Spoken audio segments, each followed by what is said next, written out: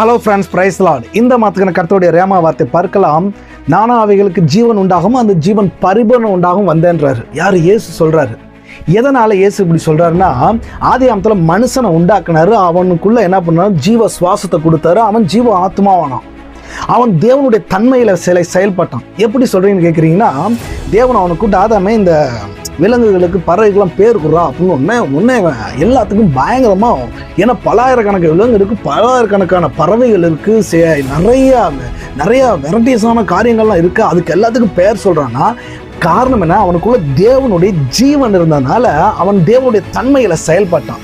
ஆனால் இன்னைக்கு மனிதர்கள் பார்க்கும்போது இயேசு சொல்கிறாரு, எண்ணத்தை உண்போம் எண்ணத்தை உடுப்போம் என்று தங்களுடைய ஜீவனுக்காக கவலைப்பட்டு கொண்டிருக்காங்க. அது என்னென்னா சூக்கே, உலக கவலை. அதனால தான் திரும்ப இயேசு சொல்கிறாரு, எப்பா பறவைகளை பாரு, அவன் நூக்கிறது இல்லை, சேர்க்கறது இல்லை, அவைகளுக்கு பரமபிதா பிழைப்பூட்டுகிறார் என்றால் அவைகளை காட்டில் நீங்கள் விசேஷர் அல்லவா? அப்படின்னா இயேசு என்ன சொல்ல வர்றாருன்னா, எப்பா பறவைகளுக்கு, விலங்குகளுக்கு, செடி கொடி பறவைகளுக்கு எல்லாத்துக்குமே ஜீவன் இருக்குது. ஒவ்வொரு ஜீவன், பூச்சி புழு எல்லாத்துக்குமே ஜீவன் இருக்குது. அந்த ஜீவனுக்கு அவர் பிழைப்பூட்டுற என்றால் உனக்குள்ள இருக்கிறது தேவனுடைய ஜீவன் இருப்பதால் உன்னை அவைகளை காட்டும் விசேஷமாக நடத்துவாரா இல்லையா? ஆமென். பாருங்க, இயேசு இந்த உலகத்தில் இருக்கும்போது அவருக்கு ஏதாவது வியாதியோ ஏதாவது பண கஷ்டமோ ஏதாவது இருந்துச்சா? எல்லாத்துக்குமே அவர் என்ன பண்ணாரு? செயல்பட்டார். பாருங்க, அவரை வியாதி எதுவுமே தொடரல. எத்தனையோ வியாதிஸ்தரை தொட்டாரு, வியாதி அவரை அட்டாக் பண்ணல. பாருங்க, காற்று புயல் இதை அடிச்சிச்சு, அதெல்லாம் இவரை என்ன பண்ண முடியல, சேதப்படுத்த முடியல. சரி, பண தேவை வரும்னா மீனை போட்டால் அவர் அதுக்குள்ள தங்க காசு இருக்கு. அவருடைய தேவைகள்லாம் அற்புதமாக சந்திக்கப்பட்டதுனால, ஏனென்றால் அவருக்குள் தேவனுடைய ஜீவன் இருந்தது. அதே ஜீவன் தான் இன்றைக்கு நமக்குள்ளும் இருக்குது.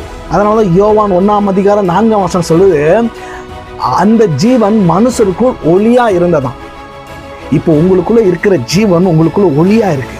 அதனால தான் சொல்றாரு, அந்த ஒளி எல்லா மனுஷனையும் பிரகாசிக்கிற ஒளியா. அதனால தான் இயேசுரா, நானே வழியும் சத்தியமும் ஜீவனுமா இருக்கிறேன்ட்டு. இப்போ நீங்க அவர் வழியிலையும் அவர் சத்தியத்தில் நடக்கும்போது உங்களுக்குள்ள அந்த ஜீவன் என்ன பண்ணும்?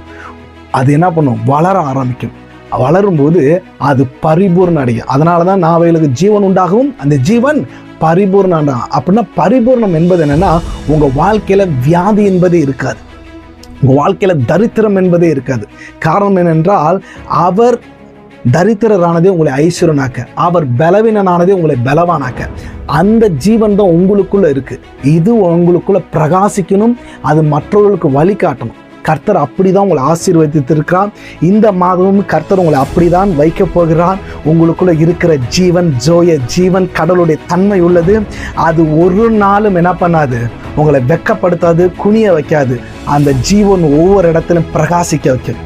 அவருக்குள் ஜீவன் இருந்தது. அந்த ஜீவன் என்ன பண்ணுது? மனுஷனை பிரகாசிக்க வைக்கிறார். என்றால் எந்த மனுஷனையும் பிரகாசிக்கிற அந்த மெய்யான ஒளி உங்களுக்குள்ள இருப்பதால் கர்த்தர் உங்களை ஆசீர்வதிப்பார். God bless you.